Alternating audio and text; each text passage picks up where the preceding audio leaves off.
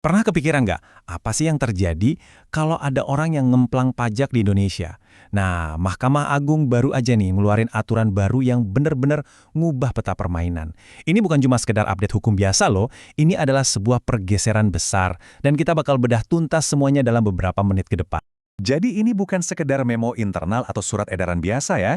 Ini adalah peraturan Mahkamah Agung atau yang kita kenal sebagai Perma. Sebuah langkah yang sangat resmi buat apa? Ya buat menyederhanakan proses hukum, menciptakan kepastian, dan yang paling penting nih, memastikan duit negara yang nyangkut itu benar-benar balik lagi ke kas negara.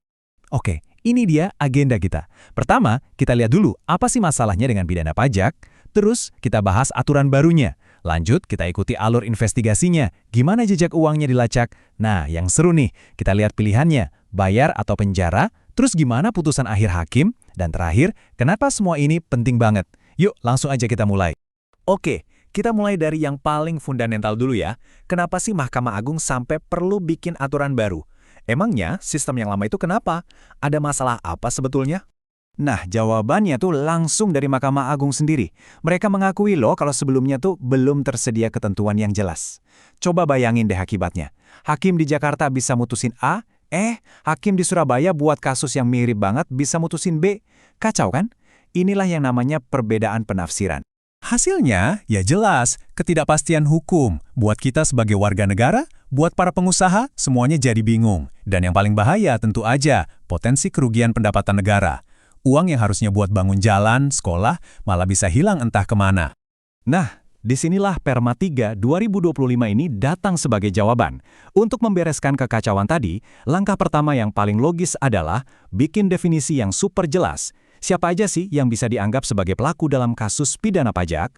Yang pertama tentu saja orang pribadi. Ini definisinya luas ya. Jadi bukan cuma si wajib pajaknya aja, tapi bisa juga mencakup oknum pejabat pajak atau pihak-pihak lain yang ikut terlibat.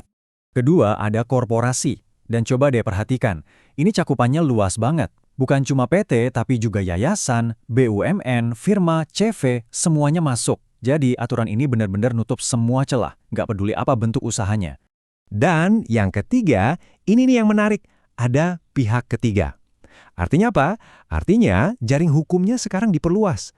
Para profesional kayak bankir, akuntan publik, notaris, sampai konsultan pajak, mereka semua bisa ikut terseret kalau memang terbukti terlibat dengan wajib pajak yang lagi diselidiki. Oke, pelakunya udah jelas. Sekarang pertanyaannya, gimana proses investigasinya berjalan? Nah, Perma ini nggak main-main loh. Setiap langkahnya itu dipetakan dengan sangat detail. Mulai dari kecurigaan awal sampai palu hakim diketuk. Yuk, kita coba ikuti alur jejak uangnya. Jadi, ini dia nih 5 tahap utamanya. Prosesnya itu dimulai dari pemeriksaan bukti permulaan. Kalau udah cukup bukti, baru naik ke tingkat penyidikan. Dari situ, lanjut ke penuntutan, terus masuk ke pemeriksaan di pengadilan, dan terakhir, putusan. Jadi alurnya jelas dan terstruktur banget. Oke, kita fokus ke langkah pertama dulu. Pemeriksaan bukti permulaan. Anggap aja ini kayak semacam check-up awal gitu. Tapi, ada aturan main baru yang penting banget di sini. Kalau di tahap ini si wajib pajak menolak untuk bekerja sama, penolakannya itu sendiri udah bisa dianggap sebagai bukti yang cukup untuk langsung lanjut ke penyidikan. Wow! Nah, soal penyitaan, aturan ini juga bikin pemisahan yang jelas banget. Ada 2 jenis. Pertama, penyitaan untuk pembuktian. Ini tujuannya buat ngumpulin bukti, kayak dokumen atau laptop. Dan ini bisa dilakuin bahkan sebelum ada yang jadi tersangka. Tapi yang kedua, penyitaan untuk pemulihan.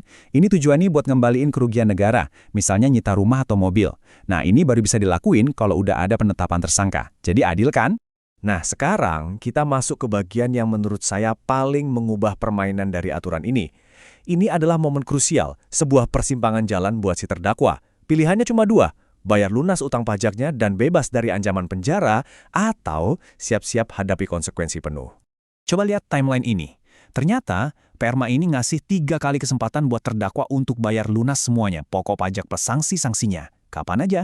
Pertama, pas masih tahap penyidikan. Kedua, pas berkasnya udah dilimpahin ke pengadilan tapi sebelum jaksa nuntut. Dan yang paling gila, ketiga, bahkan setelah jaksa bacain tuntutan, ini benar-benar kesempatan sampai detik-detik terakhir.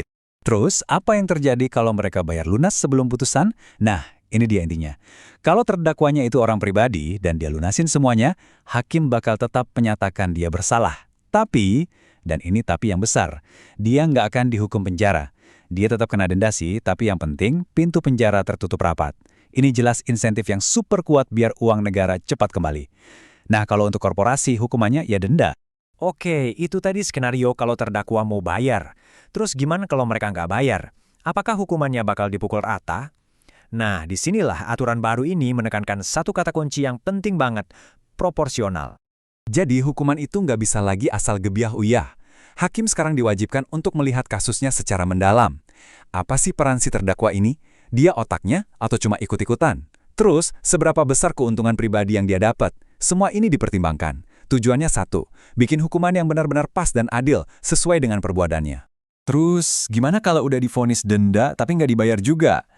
Wah, Perma ini tegas banget soal ini. Kalau dalam sebulan setelah putusan ingkrah dendanya nggak lunas, jaksa bakal langsung gerak cepat, sita dan lelang semua aset terpidana. Pesannya jelas banget, negara akan kejar sampai dapat apa yang jadi haknya. Dan ini dia benteng pertahanan terakhirnya khusus buat individu.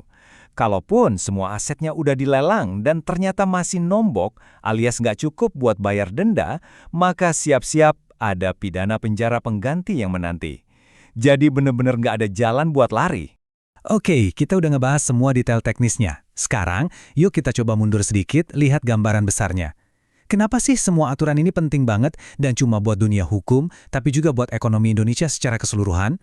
Kalau kita mau cari satu tujuan utama dari semua ini, jawabannya ada di sini, mengoptimalkan pemulihan kerugian negara. Jadi fokusnya itu geser, bukan lagi semata-mata menghukum orangnya biar jera, tapi yang lebih penting adalah gimana caranya uang negara itu bisa balik lagi secepat dan seefektif mungkin. Follow the money dan bawa pulang uangnya. Jadi, bisa kita simpulkan ada 4 pilar utama dari Perma baru ini. Pertama, kejelasan. Sekarang ada satu buku panduan yang sama untuk semua. Kedua, konsistensi.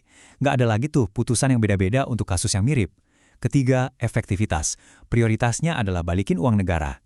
Dan keempat, keadilan. Hukumannya dibikin proporsional. Ini benar-benar reformasi yang menyeluruh. Tentu, pertanyaan pamungkasnya tetap ada. Aturan di atas kertas kan satu hal. Implementasinya di lapangan itu cerita lain. Jadi, pertanyaannya adalah, apakah kejelasan hukum yang baru ini benar-benar akan menciptakan sebuah sistem yang lebih adil dan pada akhirnya Indonesia yang lebih makmur? Cuma waktu yang bisa menjawabnya.